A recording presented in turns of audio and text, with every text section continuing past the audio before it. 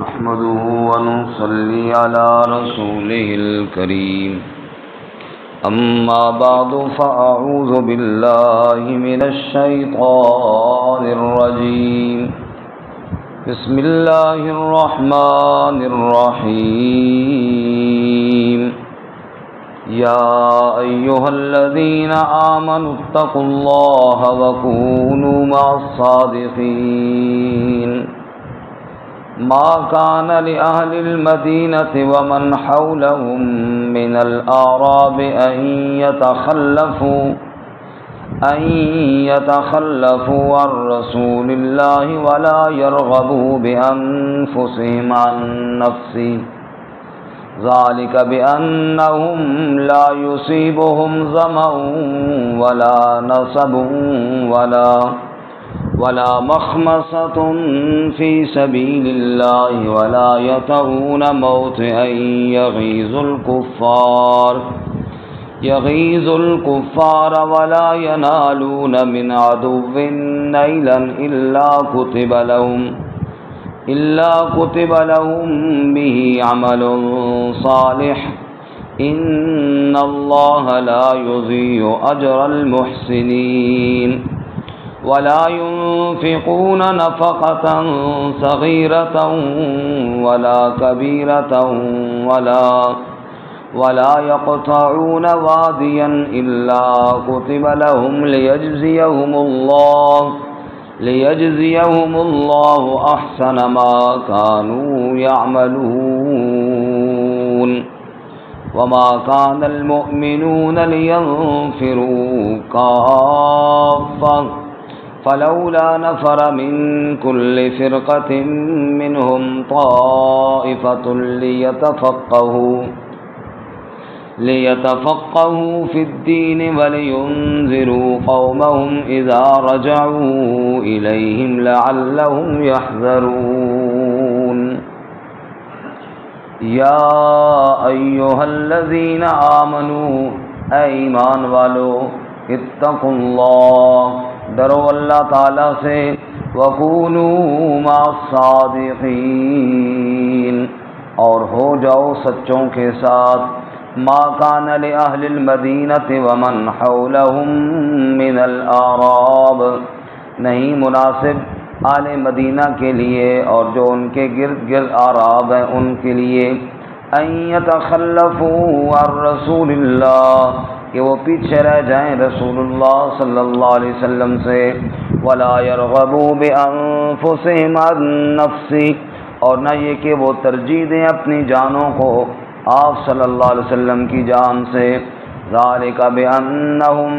لا يصيبهم ظمأ ولا نصب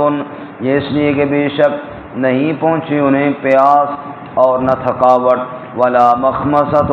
فی سبیل اللہ اور نہ بھوک اللہ کی راہ میں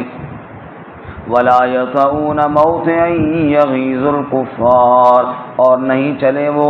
ایسی چلنے کی جگہ جہاں کافروں کو غصہ دلاتے ہوں ولا ینالون من عدو نیلا اور نہیں لیا انہوں نے دشمن سے کچھ بھی سامان الا کتب لهم به عمل صالح مگر لکھا جاتا ہے ان کے لیے ان تمام اعمال کے بدلے میں عمل صالح ان اللہ لا یضیع اجر المحسنین بے شک اللہ تعالی ضائع نہیں کرتا اجر نیکی کرنے والوں کا ولا ينفقون نفقة صغیرۃ ولا کبیرہ اور نہیں خرچ کرتے وہ کوئی بھی خرچہ چھوٹا ہو اور نہ بڑا ولا یقطعون وادیا اور نہیں وہ قطع کرتے کسی وادی کو الا کتب لهم لیجزیهم اللہ احسن ما كانوا یعملون مگر ان کے لیے اجر لکھا جاتا ہے تاکہ جزا دے اللہ بہت اچھا جو وہ عمل کرتے تھے اس سے وما كان المؤمنون لينفروا كافة اور ایسا نہیں ہے کہ ایمان والے نکل جائیں سارے کے سارے فلولا نفر من كل فرقة منهم طائفة پس کیوں نہیں کہ ہر گروہ میں سے ایک چھوٹی جماعت ہو، لیتفقہوا فی الدین، تاکہ وہ دین میں سمجھ حاصل کریں، ولینذروا قومہم، اور تاکہ وہ ڈرائیں اپنی قوم کو، اذا رجعوا الیہم، جب لوٹ کر جائیں ان کی جانب، لعلہم یحذرون، تاکہ وہ بھی ڈر جائیں۔ سبحان ربک رب العزت عما یصفون،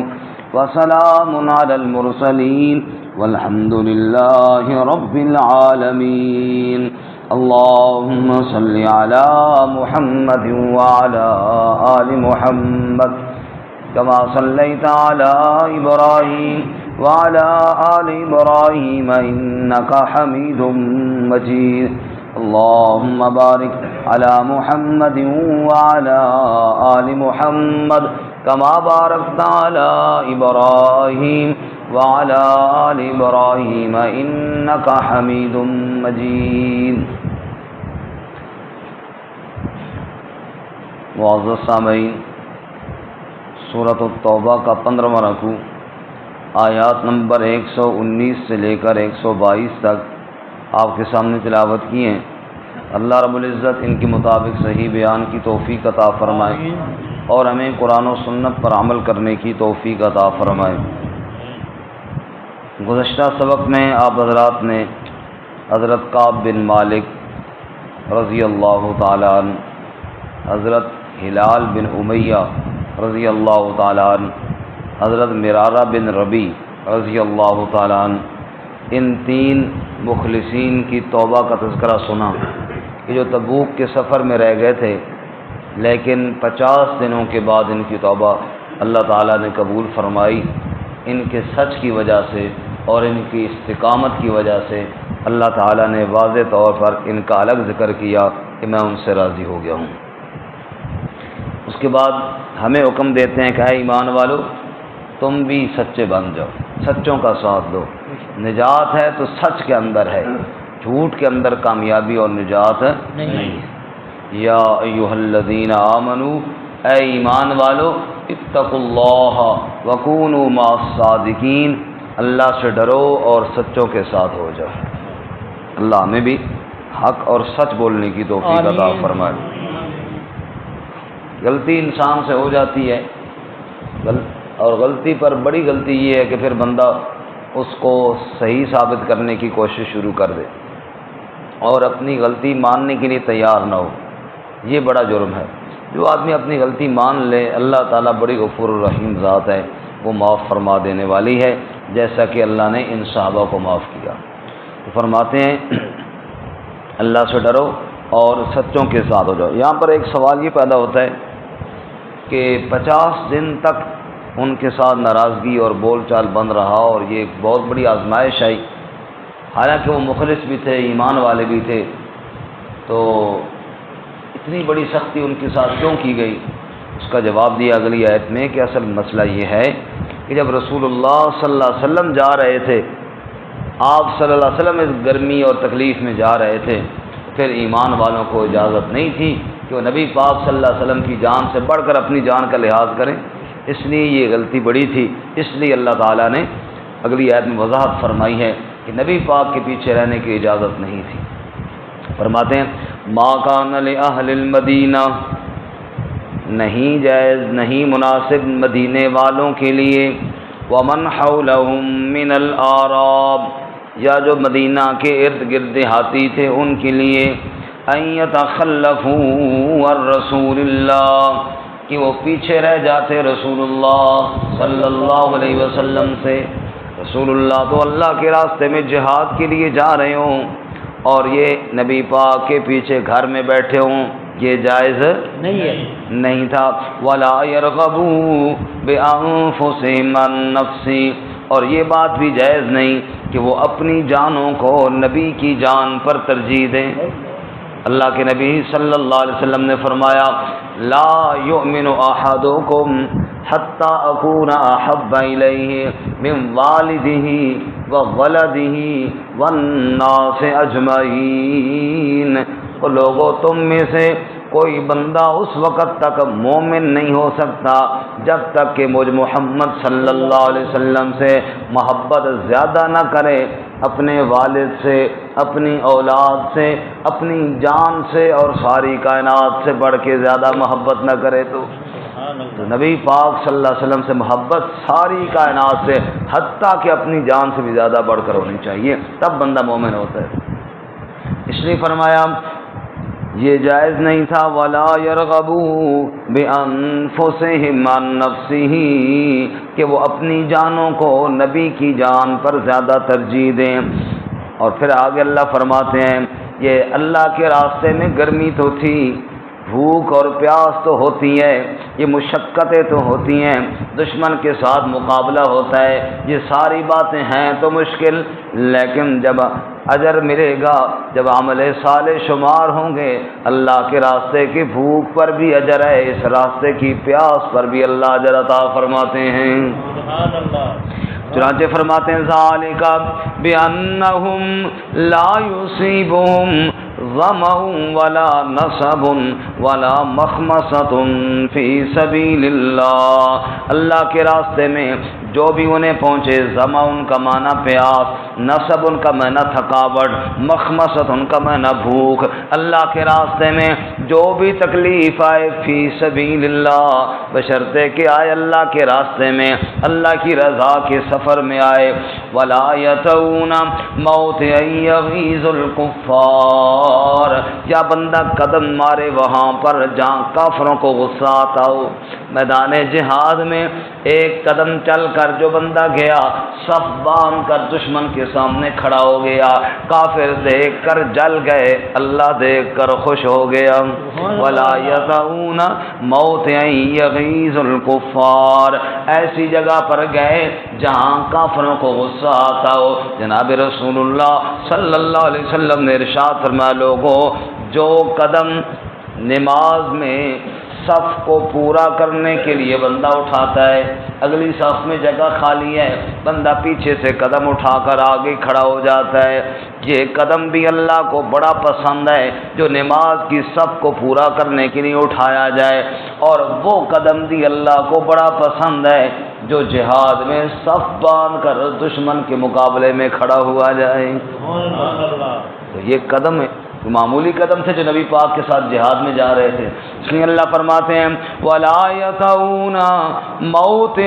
یغیظ الکفار، وہ ایسی جگہ پر جو چلتے ہیں جو جگہ کافروں کو غصہ دلاتی ہے، وَلَا يَنَالُونَ مِنْ عَدُوٍّ نَيْلًا، اور جو دشمن سے سامان لیتے ہیں، یعنی جہاد کے دوران پھر جو مال غنیمت اکٹھا ہوتا ہے، یہ سارے کام اللہ کے راستے میں پیاس لگے، تھکاوٹ پہنچے، بھوک لگے، ایسی جگہ پہ بندہ قدم مارے جس پہ کافروں کو غصہ آتا ہو، یا دوران لڑائی کافروں سے کوئی سامان بندہ لے اور جہاد کرے، یہ جتنے کام بھی ہیں الا کتب لهم به عمل صالح، ہر کام کے بدلے میں نیک عمل لکھا جاتا ہے، عمل صالح۔ ادھر پیاس لگی ہے ادھر اجر لکھا جا رہا ہے، ادھر بھوک لگی ہے مجاہد کو ادھر اجر لکھا جا رہا ہے، اور ادھر تھوڑا تھک گیا ہے ادھر اجر لکھا جا رہا ہے، ایک ایک قدم پہ اجر لکھا جا رہا ہے، دشمن کے ساتھ مقابلہ کرنے پہ اجر لکھا جا رہا ہے۔ اور سنو ان اللہ لا یضیع اجر المحسنین،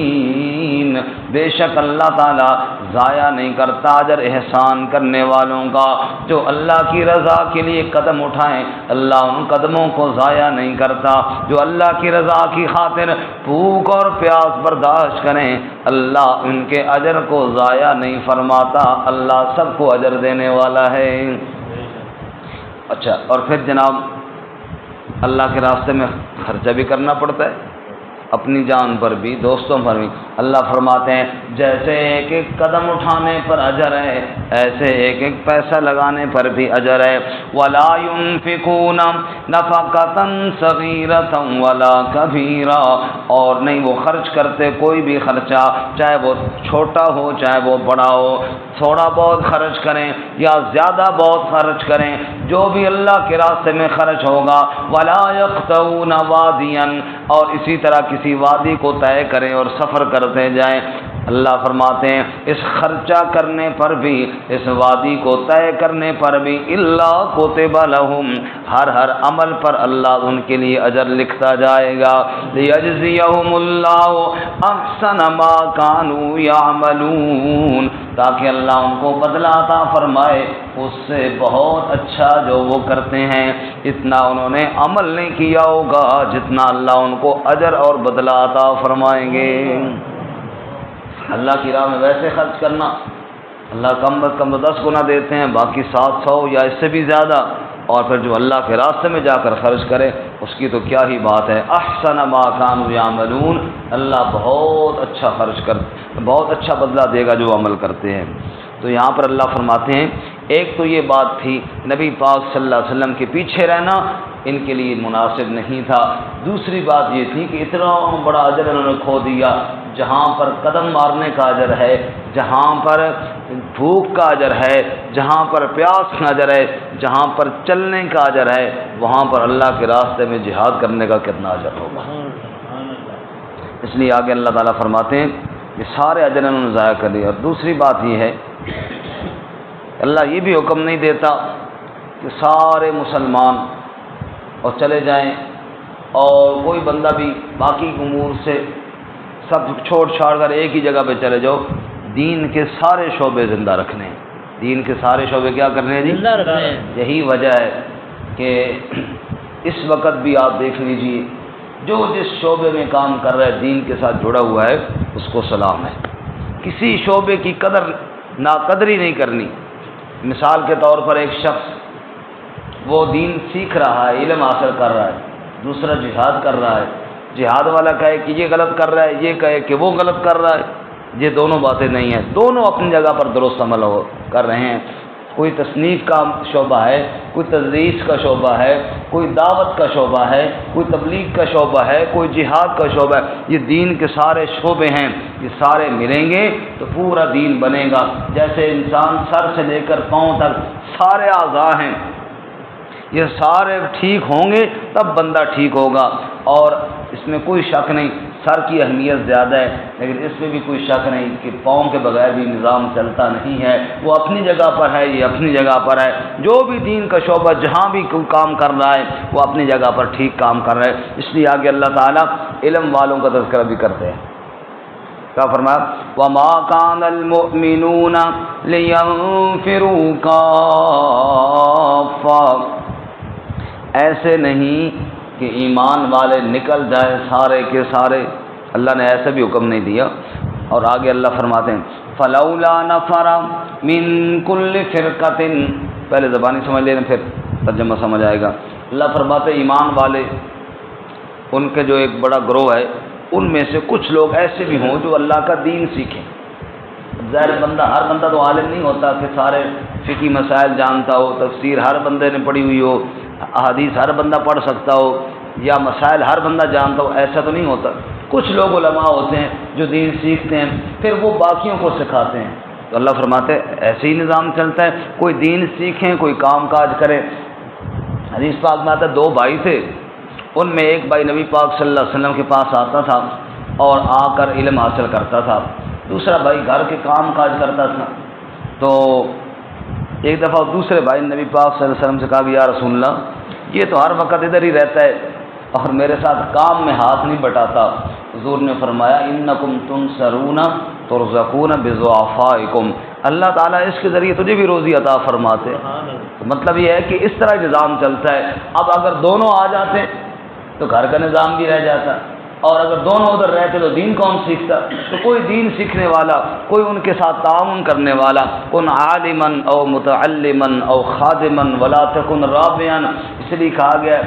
عالم بنو، طالب علم بنو، یا ان کی خدمت کرنے والا بنو، ولا تکن رابعا، ان کے ساتھ دشمنی کرنے والا نہ بنو، چوتھا نہ بنو۔ تو مطلب یہ ہے کہ اسی طرح نظام چلتا ہے۔ یہاں پر بھی اللہ نے اسی بات کو فرمایا فلولا نفر من كل فرقة منهم طائفة ليتفقهوا في الدين، ایسا کیوں نہیں ہے ہر بڑے گروہ میں ایک چھوٹی جماعت ہو، لیتفقہوا فی الدین، وہ دین میں تفقہ اور سمجھ حاصل کریں، فقہ کا علم حاصل کریں، دین کی سمجھ حاصل کریں، وَلِيُنذِرُوا قَوْمَهُمْ إِذَا رَجَعُوا إِلَيْهِمْ، اور اپنی قوم کو ڈرائیں جب وہ لوٹ کر جائیں ان کی جانب، وہ آئیں علم سیکھیں اور پھر جا کر جو باقی لوگ جو نہیں آئے ان کو سمجھائیں۔ معلوم ہوا ہر بندہ مفتی نہیں ہوتا، آج کل تو ماشاءاللہ ہر بندہ مفتی ہے نا، جیسے ہر بندہ حکیم اور ڈاکٹر ہے ایسے ہی ہر بندہ مفتی بھی ہے جناب۔ مفتی کی دو قسمیں ہوتی ہیں، ایک افتاء سے مفتی نکلتا ہے اور ایک مفت سے مفتی نکلتا ہے۔